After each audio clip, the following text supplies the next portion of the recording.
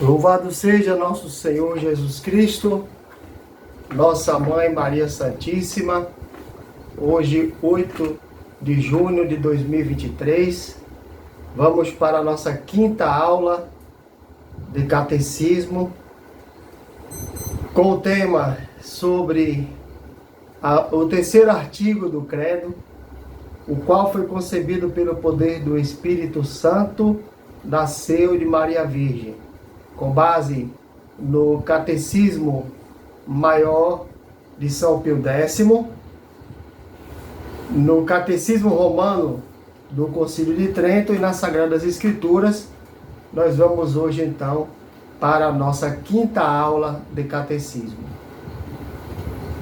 O terceiro artigo do Credo ensina-nos que o Filho de Deus tomou um corpo e uma alma, como nós temos no seio da Virgem, no seio puríssimo da Virgem Santíssima, pelo poder do Espírito Santo, que nasceu desta Virgem, então o Filho de Deus.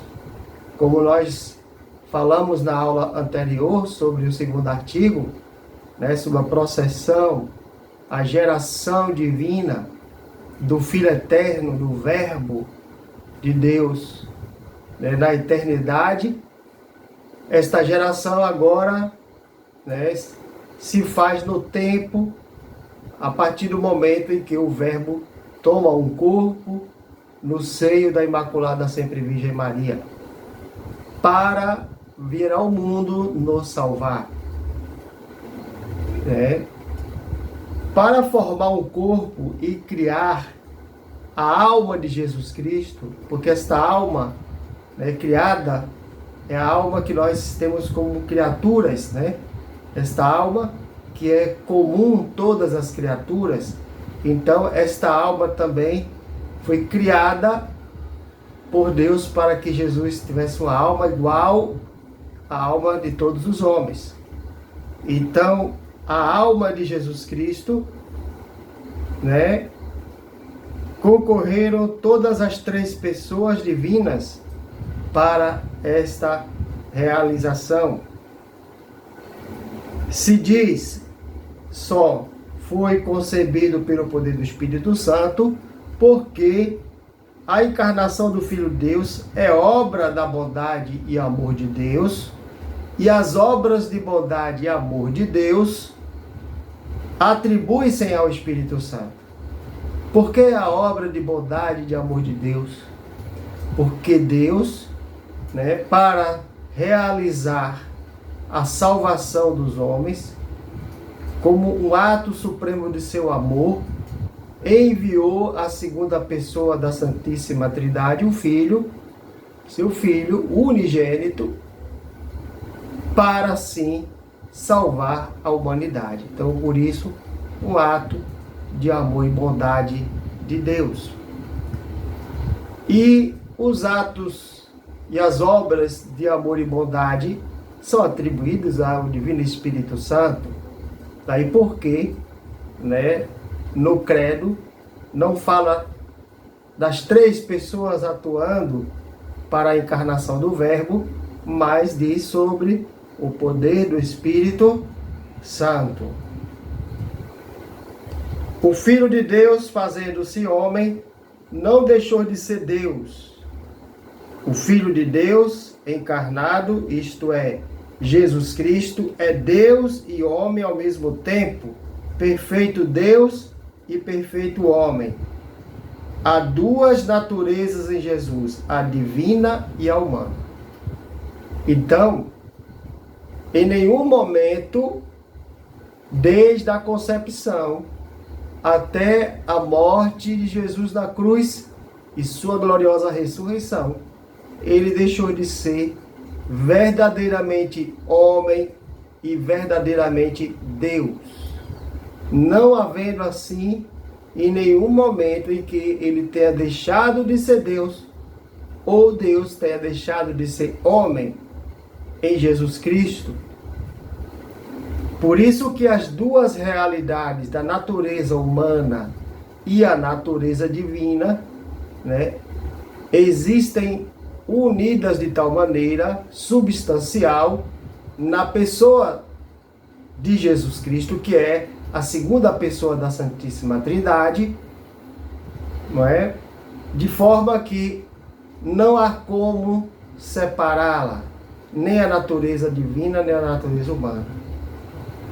Então Jesus Cristo verdadeiramente é homem e Deus. O que difere de muitos líderes religiosos, fundadores de grandes religiões, como Maomé, o Moisés, né, Buda e etc. Jesus não é apenas um líder extraordinário. Ele é a encarnação de Deus na Terra, o próprio Deus. Nas Escrituras Sagradas, nós podemos constatar essa, né, realidade quando o apóstolo São Paulo, na sua carta aos Filipenses, capítulo 2, versículos 6 em diante, ele diz: sendo ele de condição divina, não se prevaleceu de sua igualdade com Deus, mas aniquilou-se a si mesmo, assumindo a condição de escravo e assemelhando-se aos homens, e sendo extraordinariamente reconhecido como homem, humilhou-se ainda mais, tornando-se obediente até a morte e morte de cruz. Então veja, não considerou sendo ele de condição divina, não se prevaleceu de sua igualdade com Deus. Então, em nenhum momento, né, toda a trajetória da vida de nosso Senhor Jesus Cristo, enquanto ele ainda, né, passando pelo mundo e sendo obediente até a morte de cruz, deixou de ser Deus. As duas naturezas, divina e humana em Jesus, estão substancialmente unidas e inseparáveis. Essa união das substâncias ou naturezas é chamada também de união hipostática. O Verbo, que é uma pessoa da natureza divina, assumiu de tal modo a natureza humana que uma e a mesma pessoa é o suporte. Por isso a palavra hipostase. Uma e mesma pessoa é o suporte para as duas naturezas que se uniram de tal maneira na pessoa de nosso Senhor Jesus Cristo, está de maneira inseparável, né, na substância da pessoa divina. Então a pessoa divina, né, de nosso Senhor Jesus Cristo, o Verbo de Deus, a segunda pessoa da Santíssima Trindade, quando assumiu a natureza humana, nessa pessoa há como um suporte que ali coabita as duas naturezas substancialmente unidas, né? Então, vejamos, temos a realidade de uma mesma pessoa com duas naturezas. O que é uma heresia quando se faz a distinção ou a separação dessas duas naturezas, como pretendeu fazer, né, Nestório, que era bispo de Constantinopla, né, na heresia conhecida como a heresia nestoriana, que disse que em Jesus não havia duas naturezas coabitando substancialmente, a divina e a humana, na mesma pessoa, mas sim duas pessoas, duas personas em Jesus. E isso, né, é uma tremenda de uma heresia, porque nesse caso Jesus passa a ser uma mera criatura né, sendo uma coisa estranha de, ao mesmo tempo, duas pessoas, uma criatura e um Deus que estão ali, né, na mesma pessoa, formando então não mais uma pessoa, mas duas pessoas. De modo que essa heresia foi condenada, né, nos concílios da igreja e logo se dissipou. Mas ainda hoje há, nos dias de hoje, algumas denominações derivadas aí das dissidências do protestantismo que traz esta mentalidade, esta heresia, na qual diz que há em Jesus duas pessoas e não duas naturezas. O Verbo é uma pessoa da natureza divina, assumiu de tal modo a natureza humana que uma e mesma pessoa é um suporte da hipostase das naturezas divina e humana, que quer dizer, né, suporte, hipostase, união hipostática, uma união substancial com o mesmo suporte da mesma pessoa. O Filho de Deus feito homem, no Filho de Deus feito homem, há só uma pessoa que é a divina, que é a segunda pessoa da Santíssima Trindade, ou seja, o Filho de Deus e o Filho de Maria Santíssima são a mesma pessoa. Isto é, Jesus Cristo, verdadeiro Deus e verdadeiro homem. Maria Santíssima é verdadeiramente mãe de Deus, porque é mãe de Jesus Cristo, Deus e homem verdadeiro. Logo, quando Deus assume a natureza humana, e é a pessoa de Deus que ali está, que é a segunda da Trindade, ao ser gerado na carne, assumindo um corpo, uma alma humana, né, no ventre da Imaculada Virgem Maria, ele então passa a ter uma mãe, porque ele quis assim, nascer de uma mulher, como as Sagradas Escrituras diz, né, na carta de São Paulo aos Gálatas. Na plenitude dos tempos, Deus enviou seu Filho, nascido de mulher.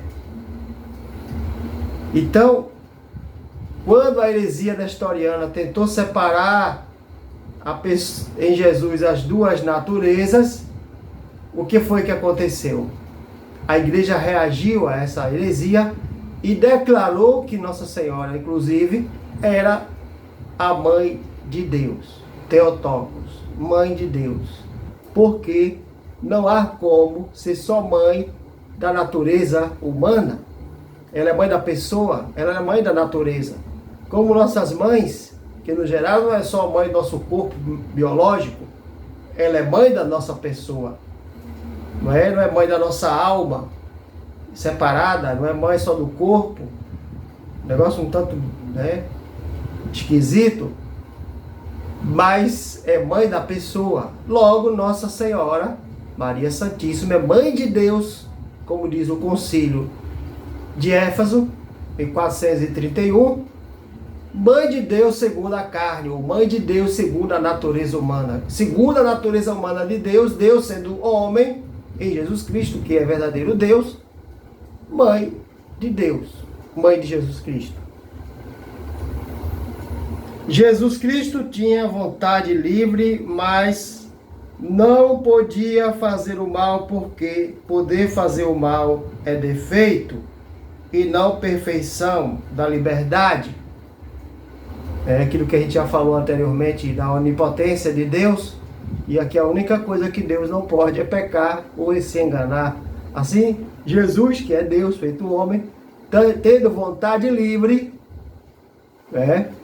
aquele momento lá do Horto das Oliveiras em que ele diz: não seja feita a minha vontade, mas a tua vontade. Isso, né, demonstra o quanto ele tinha a liberdade de uma vontade livre.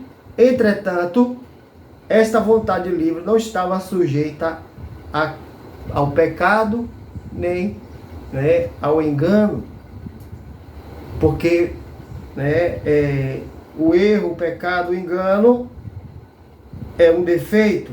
Logo, Jesus não pode, né, ter defeito, no sentido de que ele pudesse cometer algum pecado, cometer algum engano na sua doutrina, no seu ensinamento, né? Então, verifica-se neste mistério que alguns elementos superam a ordem natural, né, a ordem da natureza, e que outros são conformes a ela. Então, que elementos superam a ordem da natureza? A concepção milagrosa, né? Nossa Senhora, virgem e sempre virgem, ao conceber Jesus no seu ventre, ela assim recebeu a encarnação do Verbo sem a participação do homem, ou seja, de São José, que era, né, seu esposo já prometido. E esse fato, esse elemento, contraria completamente a natureza, obviamente. Mas os demais processos da geração humana de Deus, no seio da Imaculada Virgem Maria, se deu como qualquer outro ser humano. Não é? Um embrião se desenvolvendo por 9 meses, crescendo, se robustecendo, um nascimento extraordinário, né? Porque nós cremos que Jesus, ao nascer, não violou a virgindade de Nossa Senhora. Por isso ela é considerada virgem antes, durante e depois do parto, por um grande milagre de Nosso Senhor. Assim como o sol que entra pela vidraça, nossas casas, ilumina nossas casas com as vidraças fechadas, sem quebrá-las, sem danificá-las. Assim Deus também passou por Nossa Senhora, sem lhe causar nenhum dano, nem físico, moral, espiritual, de modo que Nossa Senhora se manteve intacta todo o tempo da sua vida.